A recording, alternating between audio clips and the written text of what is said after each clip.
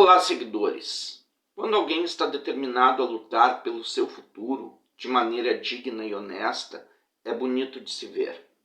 Quando essa pessoa usa a própria inteligência como mecanismo para atingir esses objetivos, tudo fica ainda melhor.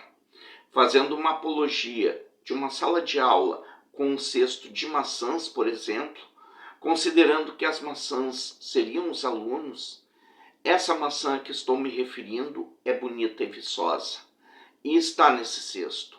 O problema é que no mesmo cesto existe uma maçã podre querendo contagiar as demais. E essa maçã podre até conseguia contagiar algumas outras, menos essa a qual me refiro. E por isso que essa maçã sofreu as piores torturas que um ser humano pode passar, até o dia que não suportou mais e perdeu a vida. Essa maçã se chamava Junco Furuta.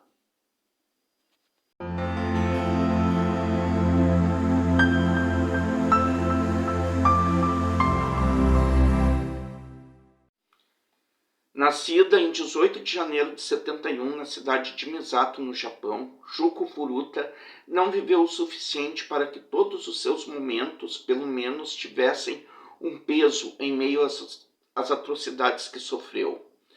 Em 88, aos 17 anos, Junko estudava no seu último ano na Yashio Minami High School, antes de se formar, e seguia uma rotina comum.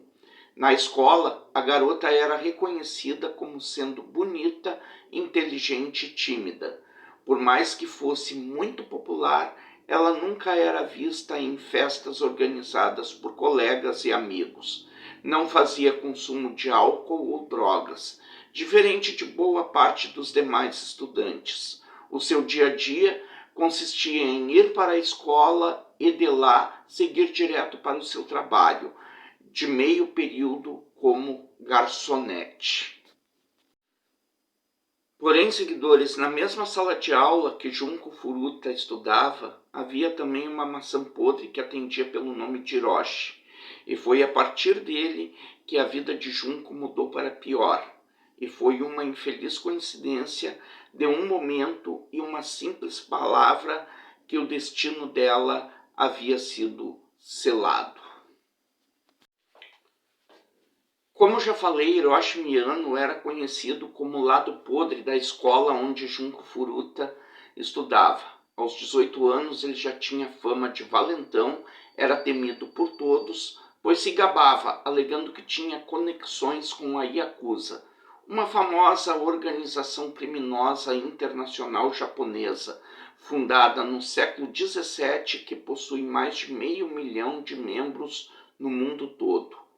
O que ocorreu entre Junko Furuta e Hiroshi foi o seguinte: de acordo com alguns colegas da escola, Hiroshi se interessou por Junko e passou a cercá-la de todas as maneiras. Hiroshi tinha fama de nunca ter sido rejeitado por nenhuma garota, pois as mesmas que tinham medo dele. Só que com Junko foi diferente. Hiroshi ficou furioso, pois além de rejeitá-lo, Junko lhe disse não.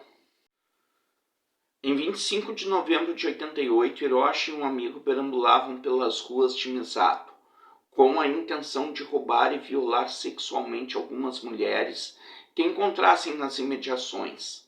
Eram por volta de 20 horas e 30 minutos quando eles avistaram Junko Furuta, pedalando para casa, quando retornava do trabalho.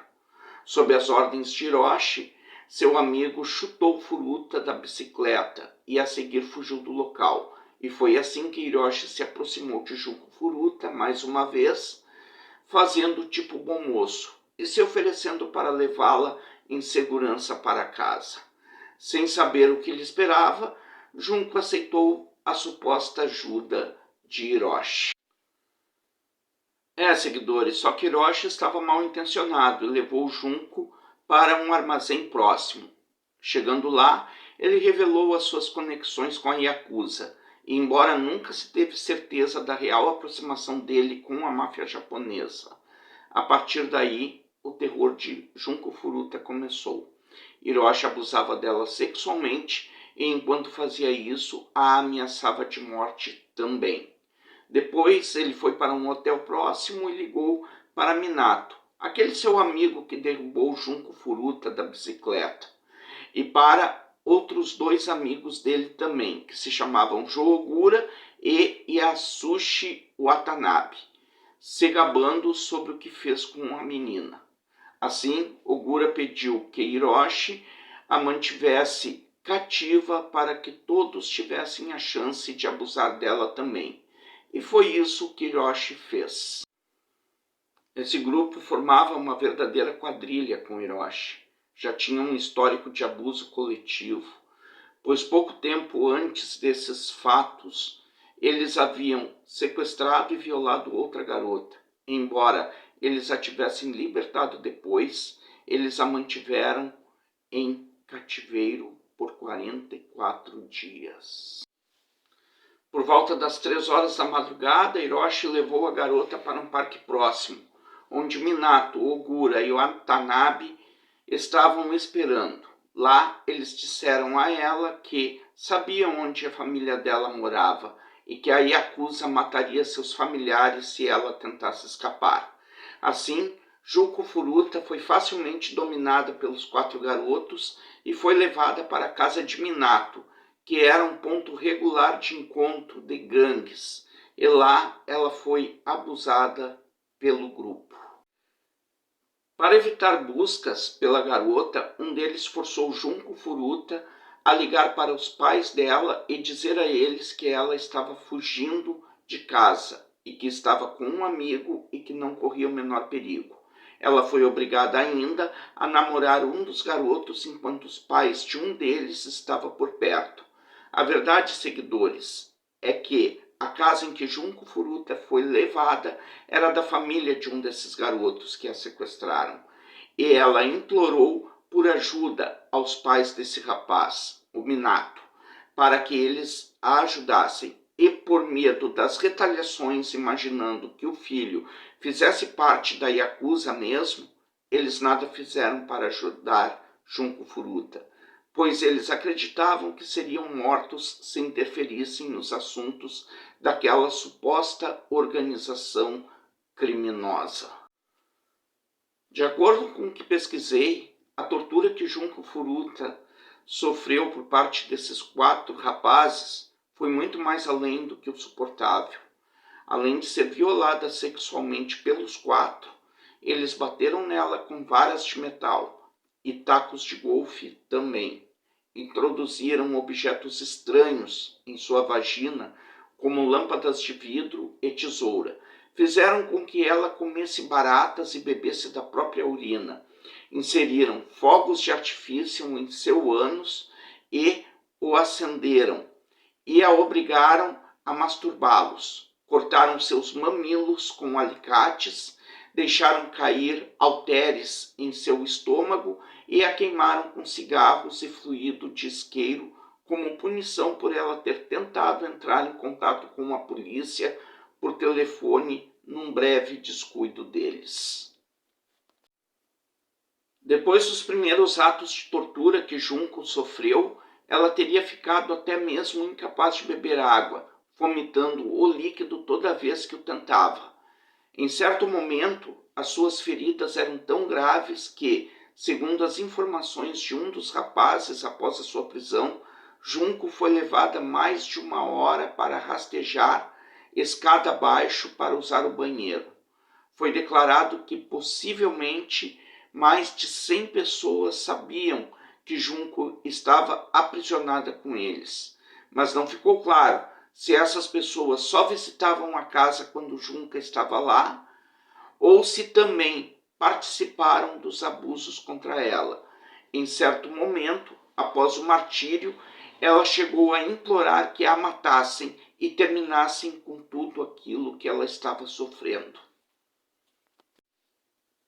Em 4 de janeiro de 89, após perderem uma partida de Mahjong Solitaire, os 4 bateram em Junko com halteres para extravasarem a sua raiva, que estavam sentindo pela derrota que tiveram. Colocaram fluidos de isqueiro pelo seu corpo e atearam fogo nela. Mais tarde, naquele dia, ela morreu pelo choque.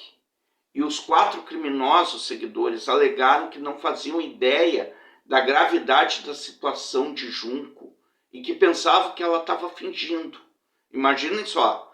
Daí, no dia seguinte, eles esconderam o corpo dela num tambor de 55 galões, o concretaram e colocaram num terreno baldio. O tanque só foi recuperado quase 3 meses depois. Os 4 criminosos foram presos e julgados como adultos. Porém, a corte japonesa manteve o nome deles em segredo por conta da menor idade. Mas uma revista semanal do país divulgou amplamente o nome deles, justificando que direitos humanos não são necessários para monstros, em face da grande repercussão do crime. O verdadeiro nome de Junko Furuta, sua história e detalhes sobre a sua vida pessoal foram divulgados exaustivamente na mídia naquela época. Em julho de 1990, os 4 foram julgados e considerados culpados. Hiroshi, que era o líder dessa gangue, foi sentenciado a 17 anos de prisão. Os demais tiveram uma pena mais branda, e um deles, que cumpriu sua pena de 10 anos, recebeu liberdade em agosto de 99. Porém, em julho de 2004, foi preso novamente por agredir um conhecido, o qual ele pensou que quisesse roubar a sua namorada. Em razão desse espancamento, ele foi condenado a mais 7 anos de prisão. Hiroshi, juntamente com mais 2 cúmplices, recorreram da sentença para tentar atenuar a pena. Mas o efeito disso foi justamente ao contrário. Na instância seguinte, a pena de todos foi agravada ainda mais. Hiroshi pegou uma pena de 20 anos, que é a pena mais alta possível abaixo da prisão perpétua no Japão, e os 2 cúmplices que apelaram tiveram suas penas aumentadas para 7 e 9 anos de prisão. A família de um dos garotos vendeu a casa onde moravam e pagaram a quantia arrecadada como compensação à família de Junko Furuta pelos danos sofridos por ela durante a tortura que sofreu. E agora, seguidores, é o nosso momento de bate-papo. As 2 perguntas de hoje são as seguintes. A pena que os assassinos de Junko Furuta pegaram pelo crime que cometeram foi justa? Pergunta número 2. Os assassinos de Junko Furuta tinham realmente vínculo com a Yakuza? Sim? Não? Por quê? Vamos interagir juntos nos comentários. Falem o que estão pensando. Aquilo que for bom para vocês vai ser bom para mim também.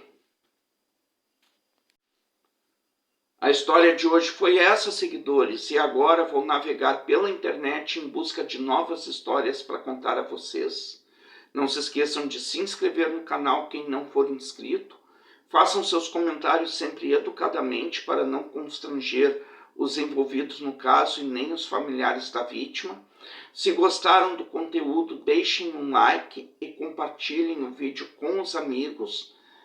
Ativem o sininho para receberem as notificações de novos vídeos e me sigam lá no Instagram, na minha página, @o Navegante Criminal, tudo junto em minúsculo, e até o próximo vídeo.